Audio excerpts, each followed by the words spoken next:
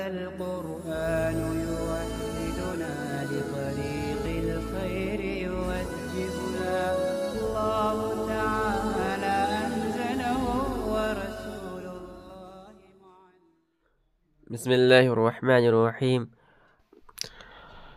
المشائية اسم لمدرسة فكرية يونانية أسسها أرسطو وخلفه ثاو فراسطوس.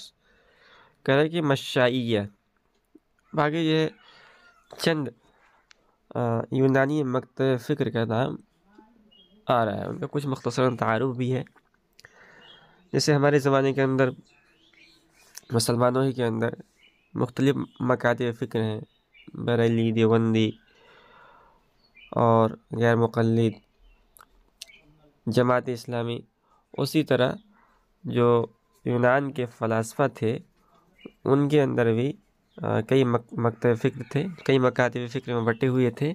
تو ان میں سے ایک مکتب فکر کا نام تھا مشائیہ. اب جیسے ہمارے زمانے میں ہر مکتب فکر کے متبعین ہیں، ماننے والے ہیں، اور جو ان کے بڑے جو خیالات ہیں اس کی وہ پیروی کرتے ہیں، ان کو فالو کرتے ہیں. اسی طرح اس زمانے کے اندر بھی جو مکاتب فکر تھے تو ہر مکتب فکر جس کو مانتا تھا وہ اس کی پیروی کرتا تھا، اور جو ان کی تعلیمات ہوتی ہے اس کی پیروی کرتا تھا. تو کہہ رہے کہ وہ ایک فرقہ ہے، یعنی مکتب فکر ہے مشائیہ. تو آگے اس کا تعارف بھی کرائیں گی کہ مشائیہ مبالغہ کا صیغہ ہے، بہت زیادہ چلنے والا. تو جو ان کے بانی تھے وہ ان کا جو طریقہ تعلیم تھا وہ چلتے پھرتے وہ تعلیم دیا کرتے تھے. اس مناسبت سے مشائیہ ان کا نام رکھا گیا. تو المشائیہ تو اسم لمدرسۃ فکریۃ یونانیہ. مشائیہ ایک یونانی مکتب فکر کا نام ہے. اسسہا ارسطو، جس کی بنیاد ارسطو نے رکھی تھی. وخلفہ ثاو فراسطوس، پھر اور ان کے جانشین بنے ثاو فراسطوس، ان کے جانشین بنے، یعنی ارسطو کے بعد انہوں نے اس فرقے کی باغ ڈور سنبھالی. کہہ رہے کہ اس فرقے کے بارے میں کچھ بنیادی باتیں بتا دیجیے جس سے ہم دوسرے مکتب فکر سے اس مکتب فکر کو ممتاز کر سکیں. کہہ رہے میزتھا، ان کی جو امتیازی علامت یہ تھی، الاعتماد علی النظر والاستدلال واثبات المسائل بالبراہین، نظر اور استدلال پر اعتماد کرنا.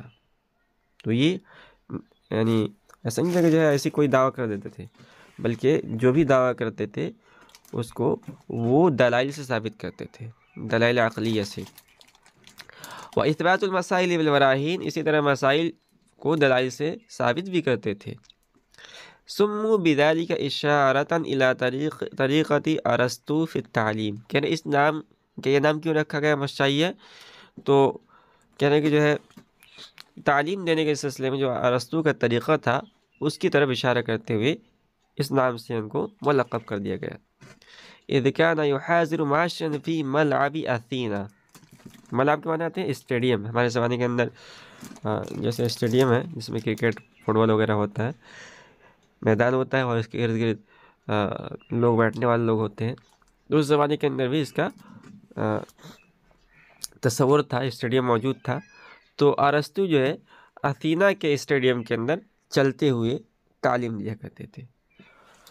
بعد میں اسی مکتب فکر سے اور بھی مشہور فلاسفہ جڑے، جس میں چند نام یہ ہیں. وَتَبِعَهَا الْفَارَابِي وَابْنُ سِینَا مِنَ الْمُسْلِمِینَ. کہہ رہے کہ بعد میں چل کر جب فلسفہ یونان کا ترجمہ عربی زبان میں کیا گیا، مسلمانوں تک پہنچا، تو مسلمانوں میں سے فارابی اور ابن سینا نے اس مکتب فکر کی پیروی کی.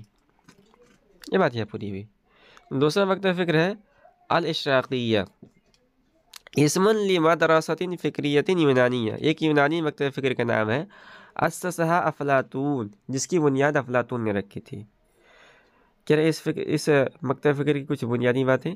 میزتھا الاعتماد علی صفاء القلب والاشراق النوری فی حل المسائل النظریہ. کہہ رہے اس کی جو امتیازی علامت ہے کہ وہ دل کی صفائی اور اشراق نوری پر اعتماد رکھتے ہیں نظری مسائل کے حل کے سلسلے میں.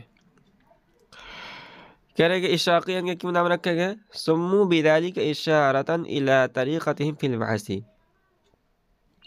کہہ رہے کہ اس نام سے ان کو ملقب کیا گیا اشارہ کرتے ہوئے فی البحث الحقائق، حقائق کے بحث کے سلسلے میں ان کے طریقے کی طرف۔ وَتَبِعَ الشیخ المقتول شہاب الدین السہروردی من المسلمین، کہہ رہے بعد میں اس مکتب فکر کی پیروی مسلمانوں میں سے شیخ شہاب الدین سہروردی مقتول نے کی۔ تو یہ یہاں جو ان کو لقب دیا گیا ہے المقتول شہاب الدین سہروردی، اس کے بعد جان لیجیے حاشیے میں بھی لکھا ہوا ہے کہ یہ ایک فلسفی تھے، اشراقی، یعنی ان کا مکتب فکر کیا تھا؟ اشراقیہ سے تعلق تھا ان کا۔ بعد میں ان کو یعنی قتل کر دیا گیا، بے الزام لگایا گیا کہ یہ مرتد ہو گیا، نعوذ باللہ، اور ان کو قتل کر دیا گیا۔ اور انہی کے ایک اور اہم عصر تھے جن کا نام تھا ابو حفص عمر ابن محمد السہروردی، ان کی کتاب تھی عوارف المعارف۔ تو ان سے ممتاز کرنے کے لیے ان کو شیخ شہاب الدین مقتول کہا جاتا ہے، یعنی مقتول لقب سے یاد کیا جاتا ہے تاکہ دونوں میں امتیاز ہو سکے۔ المتکلمون، بکثرت ذکر آتا ہے فلسفی کتابوں کے اندر کہ متکلمین نے کہا ہے، وذهب المتکلمون الی، تو متکلمون یعنی متکلمین کن لوگ کہا جاتا ہے؟ کہہ رہے ہیں ہم اصحاب علم الکلام من المسلمین، مسلمانوں میں سے جو علم کلام والے ہیں ان کو متکلمین کہا جاتا ہے، کالرازی والغزالی، جیسے کہ امام رازی ہیں، امام غزالی ہیں۔ کہہ رہے طریقتہم فی البحث عن الحقائق ہی طریقۃ المشائین، کہہ رہے حقائق سے بحث کے سلسلے میں ان کا طریقہ کار ہے وہ مشائین کا طریقہ کار ہے۔ تو جو طریقہ کار مشائین کا تھا کہ وہ صرف جو ہے اشراق نوری پر نہیں بلکہ وہ دلائل پر اور مسائل کو دلائل سے ثابت کرنے پر اعتماد کرتے تھے، اسی طرح یہ حضرات بھی انہی کی پیروی کرتے ہوئے جو مسائل ہیں ان کو دلائل سے ثابت کرتے ہیں، اور یہ ان کا طریقہ بحث ہے۔ ایک اور فرقہ ہے، یعنی ایک اور اصطلاحی لفظ ہے جس کا بکثرت ذکر آتا ہے، وہ ہے صوفیہ۔ صوفیہ کن لوگ کہا جاتا ہے؟ الصوفیۃ ہم اصحاب الریاضات والمجاہدات من المسلمین، کہہ رہے کہ صوفیہ وہ مسلمانوں میں سے اہل ریاضت اور اہل مجاہدہ کو کہا جاتا ہے، تو جو بکثرت عبادت کرتے ہیں اور